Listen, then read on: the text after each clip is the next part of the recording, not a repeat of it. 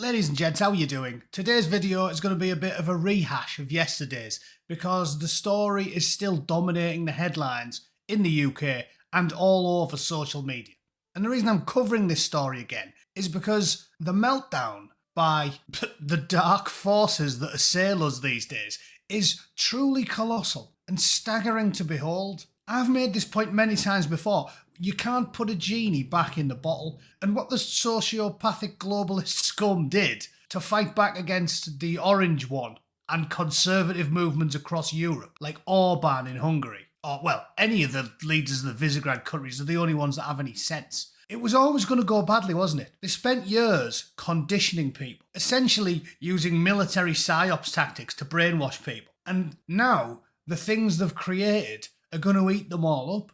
Because you've even got out-communist organisations like Novara Media being attacked by this creature they've created, this golem that'll eat them all. And Starmer, after giving one milquetoast speech, which still puts him about 4 steps left of Barack Obama, is now being called Enoch Powell, Benito Mussolini, Augusto Pinochet, Saddam Hussein, any right-wing tyrant that can roll off the tongue, over one milquetoast speech. So I'm going to quickly roll through this story, and then I want to show you some of the rank stupidity on Twitter, because, well, laughing at these people is funny.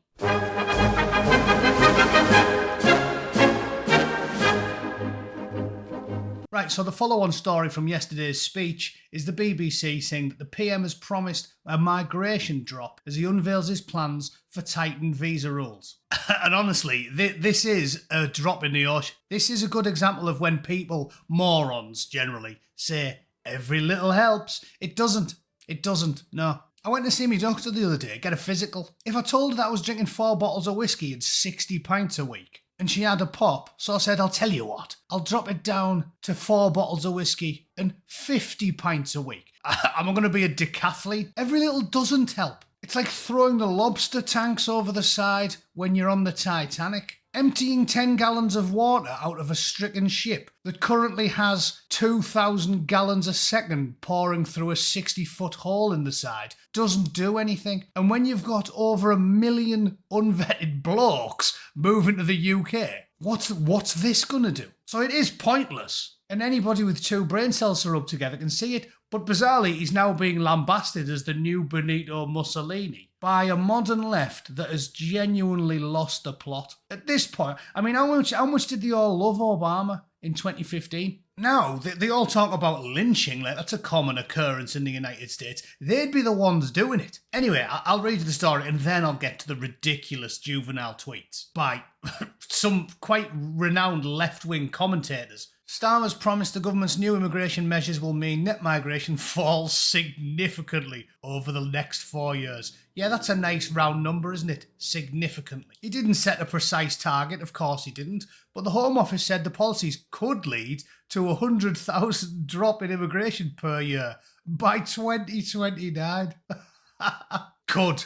Yeah, so 100,000 people by 2029, and you're getting over 1 million a year coming in. Can you do the maths? I'm assuming people that watch this channel can. Let's say we get 1.5 million, because the figures are all lies. Walk into a kebab shop and jab a finger at someone behind the counter in Middlesbrough, and you're pointing at an illegal immigrant, and the 40 stood behind him, and the 28 in the bunk beds above the kebab shop. Right, they're everywhere. If the government said 1.1 million moved to the UK last year, it's probably about 1.5, at least. So 1.5 times 4, that gives us 6. And then they're going to possibly shave 100,000 a year off. So that's what? There's only going to be 5.6 million random hairy, scary men traipsing through the streets in 2029. Just a few extra million unvetted blokes with low anger management, high testosterone and big floppy cocks who love hanging around outside the little girls' schools. Sounds like we're winning, doesn't it, lads? Conservative leader Kemi Badenoch said this is nowhere near the scale of change we need to see. Staggering hypocrisy considering she's the head of a party that did the exact same thing for 12 years in a row. So you can wind your neck in, Kemi. I can't believe she even has the brass neck to say it. Net migration climbed to a record 906,000 in June. See, even that, they're trying to make it sound as good as possible. Net migration is when you subtract all the people that left. And do you know who's leaving? People like me. People that never took a single penny I didn't earn. I've never even been in a dole office. When I left the military, I lived off my savings until I found a job 3 weeks later. And now I'm working in a professional capacity in the aerospace industry. People like me leave, and blokes like Axel Rudu Kanubu move in. So the numbers are actually a lot worse, because people that produce and people that contribute to society move out, and people that take, essentially, Mick Philpott with the tan moves in. The PM said the new plans, which tackle legal migration, would ensure a selective and fair system where we decide who comes to this country. So it only tackles legal immigration. So the really big problem we've all got is with scary, hairy men on dinghies. It doesn't tackle them at all, does it? Nope. Brilliant idea.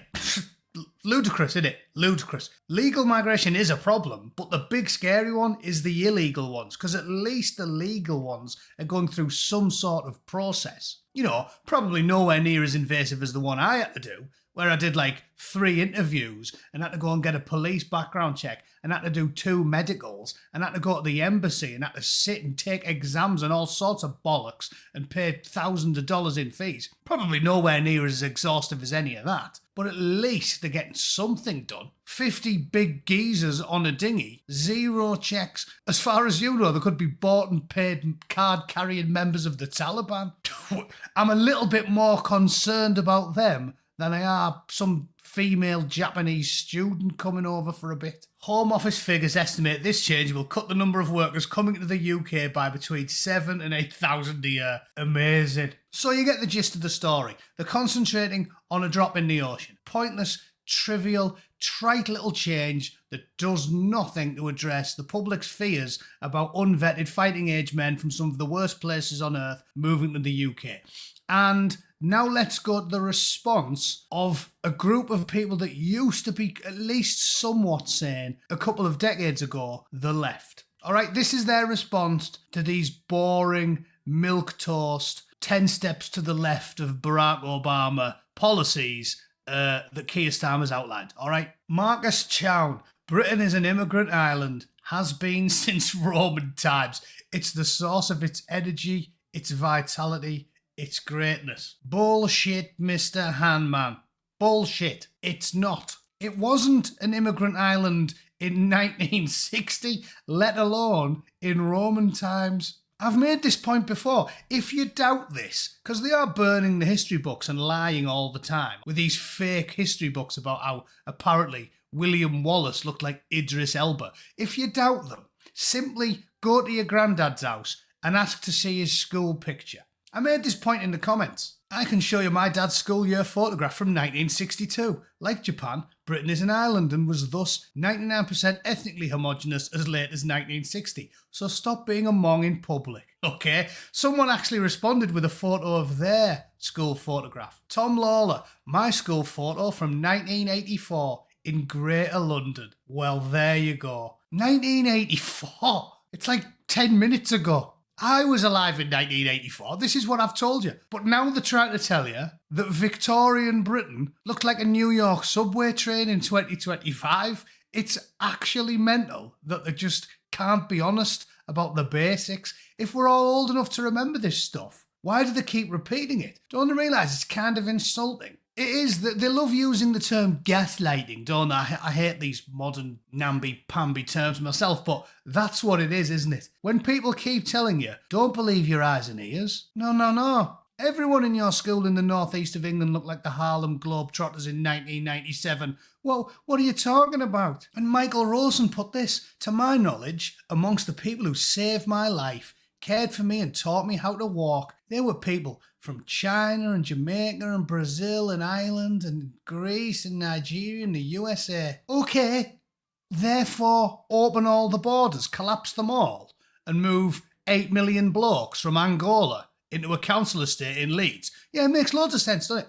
Of course it does. I responded, therefore open the borders, don't vet fighting age men. Does this pass for an argument where you live? If it does, are you locked in a mental institution? And here's another one. First of all, I love the irony of them calling everybody a flag shagger when every single one of these wackos has got flags all over the profile. This is Novara Media. Out lefties, lifelong lefties, like Aaron Bastani and Ash Sarkar run and present Novara Media. And this whack job saying, our Prime Minister is quoting Enoch Powell. And this C-bomb, not very feminist there, the outrage is overdone. Meanwhile, every black and brown person felt the country lurch. I just can't with these Novara cosplaying cats. Yeah, they aren't unhinged, these people, are they?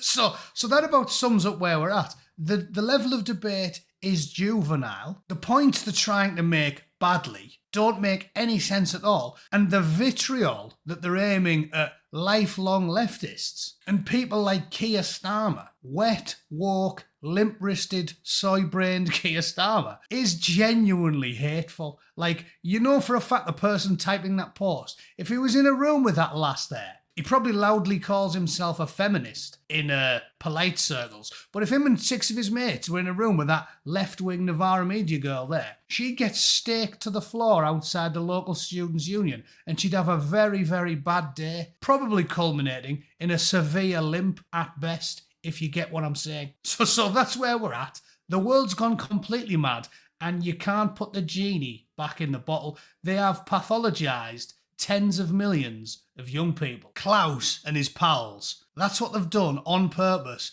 to try and combat normal centre-right politicians. And it's going to lead somewhere very, very, very bad. I guarantee you that. Because people who write things like that on the internet and direct them at left-wing women, they're not just going to politely shut up and get a job in a bank when things don't go their way, are they? And as I said, it is funny. It is funny. At least I can take solace from the fact that when Jess Phillips gets shackled to a washing machine and then rogered by an 80-year-old imam, it's not going to be reform voters that are that are making it happen. And people are going to be living in fear. And it ain't going to be because of the boring adherents of frog-face Farage's ideology, is it? But that's just my opinion. That's just my opinion. If you think the real problem is people like Jacob Rees-Mogg being polite in public and not absolute raving lunatics like this who call themselves kind, loving, peaceful feminists, please let me know in the comments because I love reading gibberish. Anyway, that's me. I'm done for the day. Thanks for tuning in. Like and share it if you can be bothered, and I'll see you all tomorrow. All right, toodle pip. Cheers.